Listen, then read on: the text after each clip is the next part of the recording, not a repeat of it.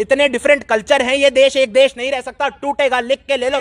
अपने महल में बैठ के मन की बात करते हैं, तुम सब सुन लेना तुम्हारी बात। फ्रेंड्स ऑफ बीजेपी, उनके पास इतनी फंडिंग है, भाजपा के प्रधानमंत्री नरेंद्र मोदी जी केवल एक वर्ग की बात, देश के हिंदुओं को भड़काने के लिए इस्तेमाल करा जा रहा है, देश के हिंदुओं को अपने मुसलमान।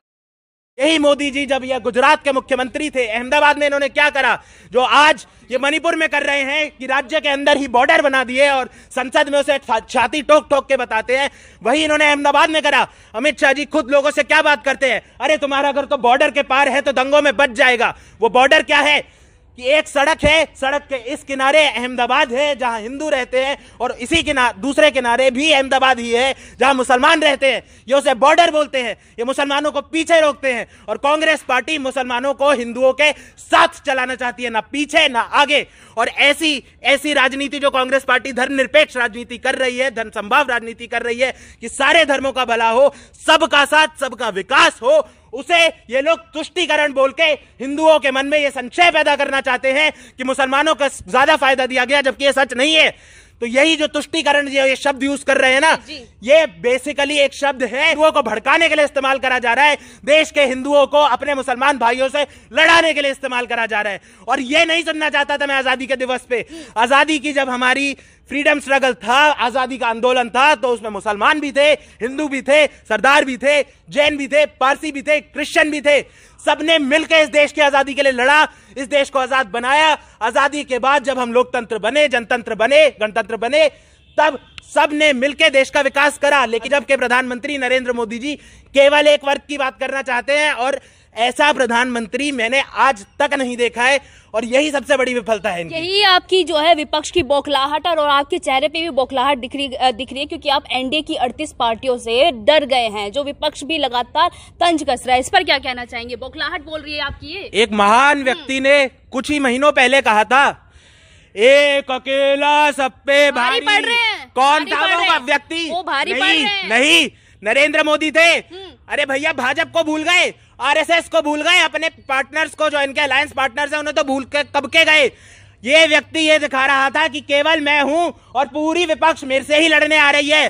तो जब 18 जुलाई को India alliance, Indian national developmental inclusive alliance, Congress जिसका एक पार्ट है, उस अलायंस ने जब कहा कि हम अपनी दूसरी बैठक बेंगलुरु में करेंगे 18 जुलाई को, क्या करता है भाजपा का खेमा?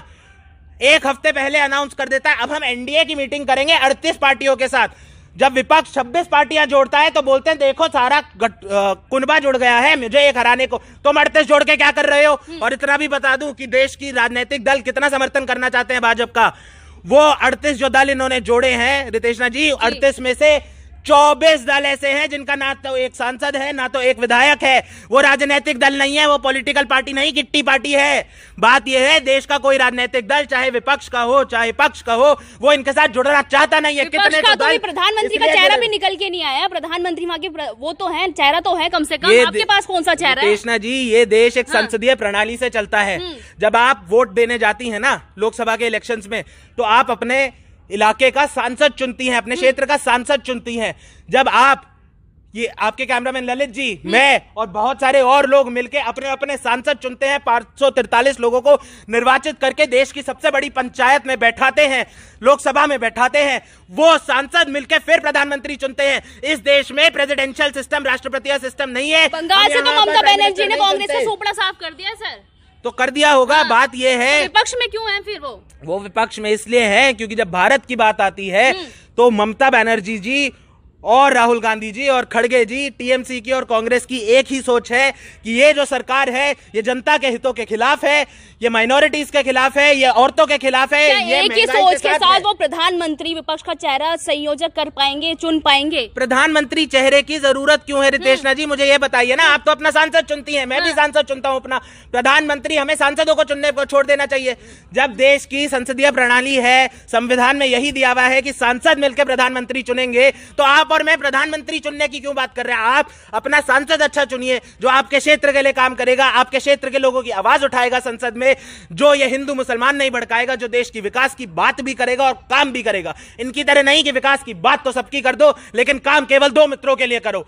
आपको और मुझे और इन्हें, हम सब का यह दायित्व है कि हमें ऐसे सांसद पहुंचाने हैं लोकसभा में जो देश की भलाई के लिए काम करे, और फिर उन सांसदों का यह दायित्व है कि उन्हें एक ऐसा प्रधानमंत्री बनाना है जो देश के लिए काम करे। अब वो प्रधानमंत्री राहुल गांधी हो, मल्लिकार्जुन खड़गे हो, ममता बनर्जी हो, रघुराम राजन हो, रितेशना जी हो, निखिल जैन हो, कुछ फर्क नहीं पड़ता। जो भी प्रधानमंत्री है उसे देश के लिए काम करना है और सांसद चुनेंगे उसे, और हमें अपने सांसदों को। प्रधानमंत्री देश के लिए काम नहीं कर रहे क्या? विश्व में डंका बज रहा है, सबका साथ सबका विकास, इनके पाई से गरीब की भलाई कर रहे हैं, और क्या चाहिए आपको? एक चीज बता दूं, एक ऑर्गेनाइजेशन है जिसका ओवरसीज फ्रेंड्स ऑफ बीजेपी, उनके पास इतनी फंडिंग है जिसका कोई हिसाब नहीं है। कितने बड़े बड़े जो आप ये कार्यक्रम देखती हैं ना, जब हमारे प्रधानमंत्री बाहर जाते हैं देश से, वो कार्यक्रम ये ओवरसीज फ्रेंड्स ऑफ बीजेपी अपने पॉलिटिकल कार्यक्रम फॉरेन सॉइल पे करवाते हैं। राहुल गांधी फॉरेन सॉइल पे जाके अगर देश के पीड़ितों के साथ होने वाली पीड़ा की बात कर दे, देश के लोकतंत्र पे हमले की बात कर दे, तो बोलते हैं फॉरेन सॉइल पे कर रहे हैं। और ये क्या करते हैं? ये फॉरेन सॉइल पे पॉलिटिकल रैलियां निकालते हैं, विदेशी देश के नागरिकों के लिए, विदेशी देश के राष्ट्रपतियों के लिए बोल देते हैं अब की बार ट्रंप सरकार। ये प्रधानमंत्री को चाहे आप दिल्ली में ले जाइए, कर्नाटक में ले जाइए, मणिपुर में ले जाइए, या अमेरिका ले जाइए, या ऑस्ट्रेलिया ले जाइए, इन्हें हर जगह केवल अपना राजनीतिक रैलियां निकालनी है। और यही आज देश की सबसे बड़ी दिक्कत है कि जब मणिपुर में वोट मांगने होते हैं तो फट इनका 8,000 करोड़ का जहाज उड़ता है, 10 करोड़ों की इनकी गाड़ियां लगती हैं, 2 लाख रुपए का चश्मा पहन के भाषण देने पहुंच जाते हैं। लेकिन जब मणिपुर की बहनों पे हिंसा होती है, औरतों पे, बड़ों पे, छोटों पे, सब पे हिंसा होती है, तब ये प्रधानमंत्री मणिपुर पे बात जो करता है वो सबको पता है कैसी करता है, जाना तो दूर की बात। आप ये देखिए कि पास ही में युवा कांग्रेस का कार्यालय है। इस युवा कांग्रेस के अध्यक्ष श्रीनिवास बीवी जी, उनके साथ कोको जी, उनके साथ मन्नू जी, अगर ये सब राजनीतिक कार्यकर्ता जो ना सांसद है ना विधायक है, अगर ये सब मणिपुर में जा सकते हैं, मणिपुर के लोगों का दुख दर्द बांट सकते हैं, राहुल गांधी ने तो बांटा ही, मैं कह रहा हूं इन कार्यकर्ताओं ने भी बांटा, तो क्या देश का प्रधानमंत्री नरेंद्र मोदी नहीं जा सकता मणिपुर? कह रहे प्रधानमंत्री की नकल कर रहे हैं, कैमरे के लिए कर रहे हैं सिर्फ कुछ सब कुछ। अच्छा, ये बोल कौन रहा है रितेशना जी? वो व्यक्ति जो अपने माँ के पैर भी छूने जाता है तो कैमरा ले जाता है। हरियाणा में जाते, पंजाब में जाते, फसलों पे ऐसे हाथ लगा के फोटो खिंचवा लेते हैं बस। और प्रधानमंत्री जी क्या करते हैं? वो काम करते हैं। कौन सा काम करते हैं? बोलते हैं कि 4 घंटे सोता हूं, मैं 20 घंटे काम करता हूं। उस 20 घंटे में आधा समय तो ये अपने मित्रों के साथ मिलते हैं, मित्रों की बात करते हुए मिलते हैं, मित्रों का काम करते हुए दिखते हैं। देश की बात कब करते हैं? देश की जनता से बात कब करते हैं? आप राहुल गांधी जी को देखिए, जाएंगे गरीबों के साथ, पिछड़ों के साथ, वंचितों के साथ, बड़ों के साथ, छोटों के साथ बैठ के संभावना से, प्यार से बात करते हैं, उनकी बात सुनते हैं। ये क्या करते हैं? मन की बात करते हैं, तुम सब सुन लेना, तुम्हारी बात सुनने का समय नहीं है। अरे भैया, ये लोकतंत्र है या राजाशाही है? और आप इनके तरीके देखिए, किस तरीके से इन्हें राजाशाही से प्रेम है।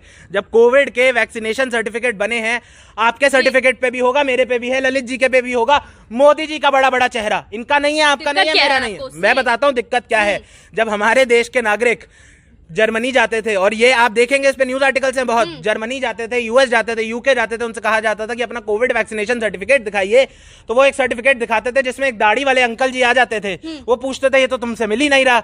अब हमारे देश के नागरिकों को बताना पड़ता था कि भैया हमारे वैक्सीनेशन सर्टिफिकेट में, हमारे देश में जाहिर होने वाले सर्टिफिकेट में मेरी फोटो नहीं होती, हमारे प्रधानमंत्री की होती है। और वहां पे इमिग्रेशन ऑफिसर्स, छोटे लेवल के, बड़े लेवल के, वो सब हंसने लगते थे, क्या देश का ऐसे ही सम्मान बढ़ा रहे हैं। और ये जो चीज है ना रितेशना जी, ये चाइना में जहां पर कथित तौर पे तानाशाही है, जी जिनपिंग जी डिक्टेटर है वहां के, या ब्रिटेन में जहां पर कथित तौर पे मोनार्की है, राजाशाही है, प्रिंस किंग चार्ल्स है वहां पर, उनके सर्टिफिकेटों पे भी ऐसे नहीं था। ब्रुनेई में, यूएई में, सऊदी अरेबिया में जहां राजा और तानाशाह है, भारत का नाम हो रहा है, हमारे प्रधानमंत्री का नाम हो रहा है, दिक्कत क्या है इसमें? प्रधानमंत्री का नहीं, नरेंद्र मोदी का हो रहा है। भारत का नाम के लिए आपको वैक्सीनेशन सर्टिफिकेट पे अपनी फोटो चिपकाने की जरूरत नहीं है।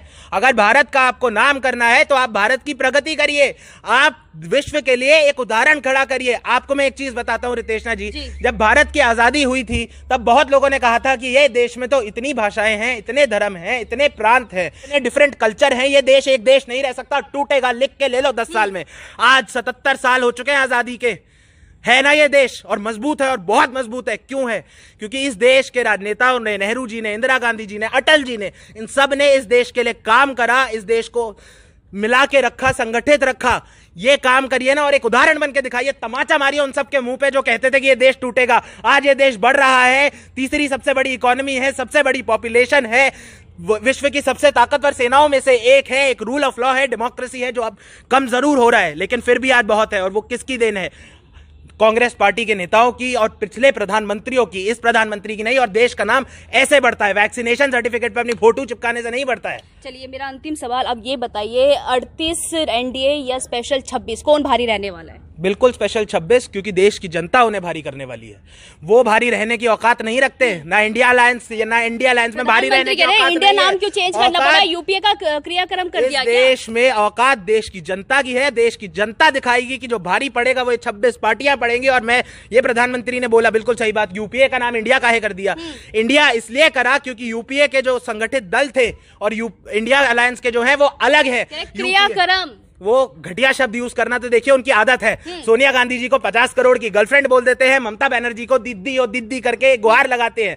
इनके घटिया अपशब्दों पे मैं नहीं जाऊंगा। बात यह है, यूपीए अलायंस किसी और कारणवश बना था कि देश में अब एक इकोनॉमिक लिबरलाइजेशन डेमोक्रेसी के साथ चलते हुए बढ़ाने की जरूरत है। इंडिया अलायंस देश में लोकतंत्र बचाने के लिए बना है। दोनों अलायंस बनने का जो मूल है, जो फंडामेंटल रीजन है, वो अलग है। दोनों अलायंस में दो अलग पार्टियां हैं। पहले यूपीए में कुछ और थी, इंडिया में कुछ और है, इसलिए नाम अलग है। ये नया गठबंधन है, ये यूपीए गठबंधन का नाम नहीं बदला है, ये फर्क है। तो उसमें क्रियाक्रम हो गया, ये हो गया, वो हो गया, ये बातें आती ही कहां से है? चलिए, बहुत बहुत शुक्रिया बातचीत करने के लिए। आपने सुना निखिल जैन को, तमाम फैक्ट्स और तमाम चीज़ों पर उन्होंने गिनाए कि प्रधानमंत्री की क्या क्या कमियां रही है। और ये भी कहा जा रहा है निखिल जैन की तरफ से कि एनडीए वर्सेस जो इंडिया का महामुकाबला है, वहाँ कहीं ना कहीं इंडिया जो है एनडीए को पछाड़ देगी और 2024 में अपनी सरकार बनाएगी। तो देखना ये बाकी रहेगा कि 2024 में किसकी सरकार बनेगी। मैं आपके साथ